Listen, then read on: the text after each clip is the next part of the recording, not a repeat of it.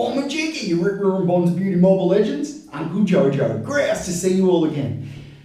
We have finished all of our tiling. I have an awesome tiler that is from Afghanistan, amazing tiler. And he came in and he actually finished off all of this wall for me. It was out of plumb, out of whack, and then we also had the shower shelf, and he did all of that. And such an amazing tradie. He even came in with a sander, special sanding block, and when he cut the tiles, he actually hand sanded them so that it gave it a really nice edge again. And that way he was able to do all of the edging all the way around and just got it absolutely Mickey Mouse.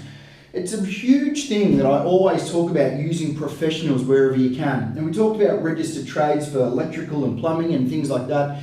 When you use somebody that's been in the trade and has that professionalism, that experience, the understanding of the material they're using, you cannot beat it when it comes to finishing off certain sections. I wouldn't get a tiler to come and do my carpentry, and I myself wouldn't finish off the tiling without getting a professional tiler in to do it. So really important factor there. When you start something from such a young age, like carpentry, boat building, if you go back to a professional boat builder 150 years ago, 200 years ago, you started your apprenticeship at the age of 10, where you would get on the boat with your dad or a professional carpenter, the master carpenter of a boat, and you would start learning the trade at a very, very young age. The most amazing carpenters you've ever seen.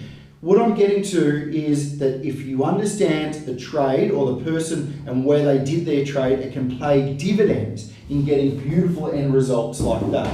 So if you've got any questions or queries about finishing off tiling and things, I can answer them for you. But like I've always said, use the professionals wherever you can. Thanks for watching, and like always, stay hungry, banana peels, and I'll see you in the soup.